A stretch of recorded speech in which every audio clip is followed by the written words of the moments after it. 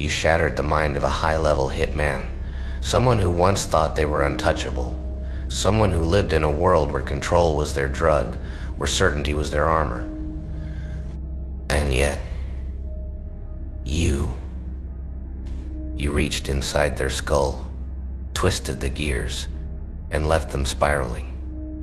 People like that, contract killers, masters of precision, architects of death, they build their entire existence on unshakable belief.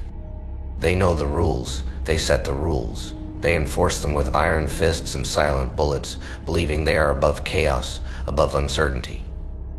But then you came along, and with nothing but your presence, your words, your actions, you cracked their reality like glass under pressure. And now, they're drowning in the one thing they never prepared for: doubt. Doubt is the most insidious poison of all. It seeps through the cracks, infects the mind, corrodes conviction until all that's left is a shaking, paranoid wreck. And when it grips someone who once stood so tall, someone who commanded fear, dictated death, manipulated the game, it's not just a fall, it's a plummet. A free fall into existential oblivion. You've become the unsolvable riddle in their brain, the phantom whisper they can't silence. They wake up sweating, questioning, was it all a lie? Were they ever truly in control? Were they ever who they thought they were? And if they were wrong about that, what else were they wrong about? You didn't just break them, you rewrote them. Most people are shackled by their certainty. They move through life convinced they've got it all figured out. The good, the bad, the right, the wrong. But once you introduce a crack in that illusion, it's over. The strongest minds, the ones who think they're invincible, they're the easiest to break. Why? Because they've never prepared for the idea that they could be wrong. Once the mind fractures, it never fully heals. You are the architect of their undoing, the catalyst of their collapse. You didn't need an army. You didn't need brute force. You used something far more devastating than sight. A well-placed word, a perfectly timed revelation, a crack in their reality so precise, so lethal, that it spread like wildfire. And now, what do? Do you let them drift further into their torment? Do you pull the strings tighter? Or do you step back and watch as they unravel? As they sabotage themselves, as they become a living monument to your power. This is power. Not the kind that comes from guns or money. True power is the ability to reshape someone's reality, to make them question the very ground they walk on. And you just became a living nightmare, a force of chaos they will never escape. And the most delicious part, they'll never even be sure if it was you, or their own mind turning against them. That is how you destroy someone without ever laying a finger on them. And that is why you are so much more dangerous than they ever realized. You are untouchable. They can't fight what they can't define. You didn't storm their castle with swords drawn. You infiltrated the fortress of their mind, dismantled the walls from the inside. They can't strike back, because they don't even know where to aim. The greatest downfall is the one that happens in slow motion. And as they stare into their reflection, unrecognizable, broken, hollow, they will never forget who put them there. Because no matter what happens next, you are the ghost that never left. The whisper in the dark. The question that never got answered. That is a wound that time does not heal. So tell me, was this about revenge? About proving a point? About tearing down a tyrant? Or was this about becoming something greater? When you fracture the mind of someone powerful, you absorb that power. Their fear feeds your legend. Their downfall fuels your ascension. And now, whether they like it or not, you are the most dangerous thing they have ever encountered. And the worst part, they will never, ever be sure if you're finished with them. And power like that, it doesn't fade. It lingers, it grows. Because once you've shattered someone's perception of control, they don't just recover. They adapt, sure, but they adapt into something weaker, more hesitant. Every decision they make from now on is second-guessed, every move clouded by the memory of how easily you dismantled them. They might rebuild their walls, fortify their mind, act like they're back to their old self. But you'll always be there like a glitch in their system. A whisper they can't debug. Imagine this: they walk into a room commanding the same respect they always did, but in the back of their mind, that nagging question, am I really in control, or is this just another illusion waiting to collapse? They'll see shadows where there are none. They'll hear threats and harmless conversations.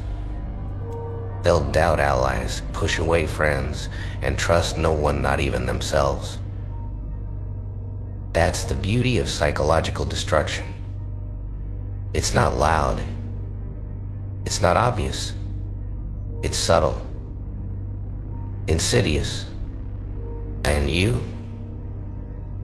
move on untouched, unbothered. Because true dominance doesn't come from holding someone down. It comes from making sure they can never truly stand tall again. You've taken something from them. They can't reclaim certainty.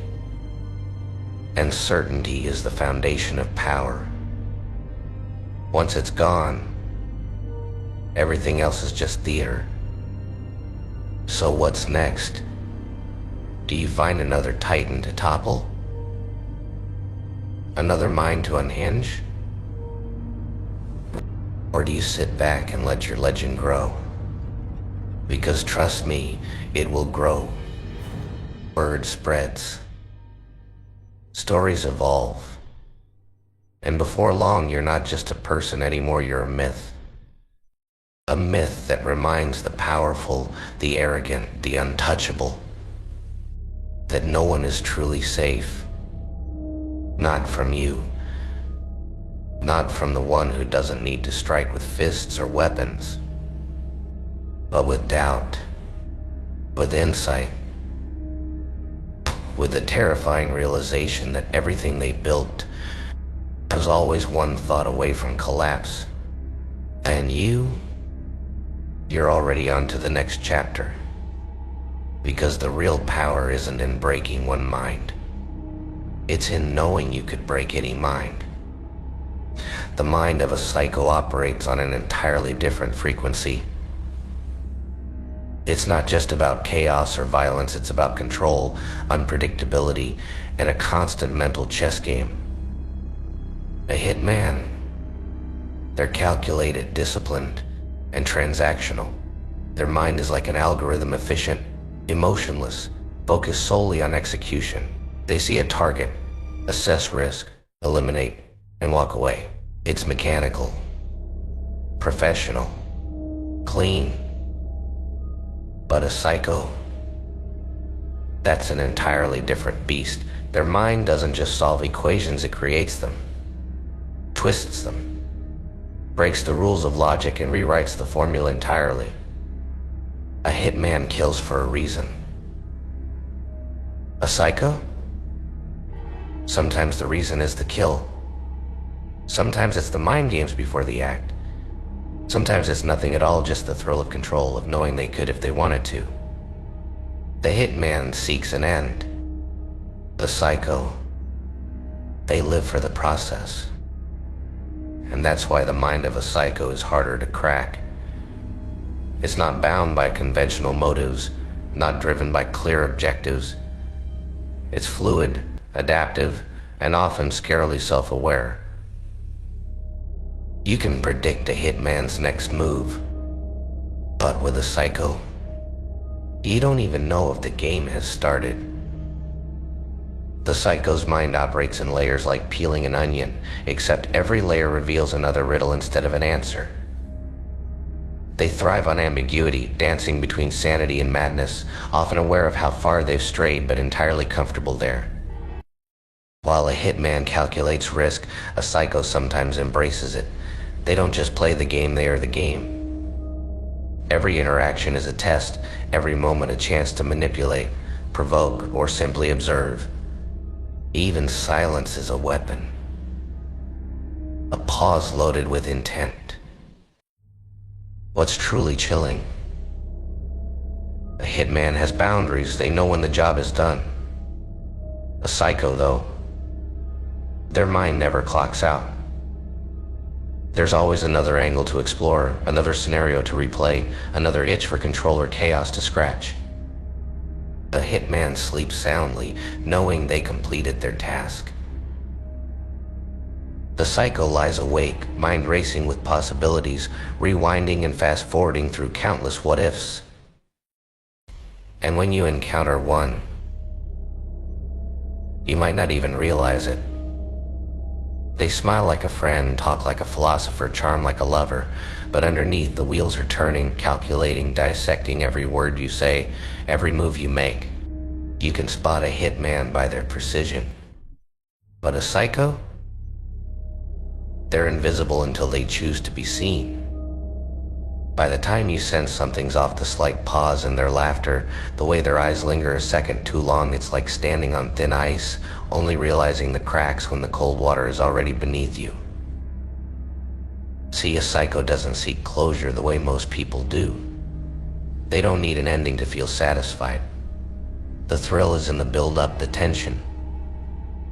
The slow unraveling of control, not just yours, but everyone's around them. They watch patterns, study emotions like an artist studies light and shadow, and they know exactly when to push, when to pull, and when to disappear altogether. Unlike a hitman, who operates in the shadows out of necessity, a psycho often dances in plain sight. They blend in, adapting to environments like a night crawler, mirroring your energy, your desires, your fears. That's what makes them dangerous. Not the violence, but the influence. You think you're having an ordinary conversation, but they're already 3 steps ahead, guiding the dialogue like a puppeteer with invisible strings. And when they smile, it's not always because they're happy. Sometimes it's because they just won a game you didn't even know you were playing. But here's the real kicker, not every psycho is out for destruction. Some just want to understand the world in ways others can't.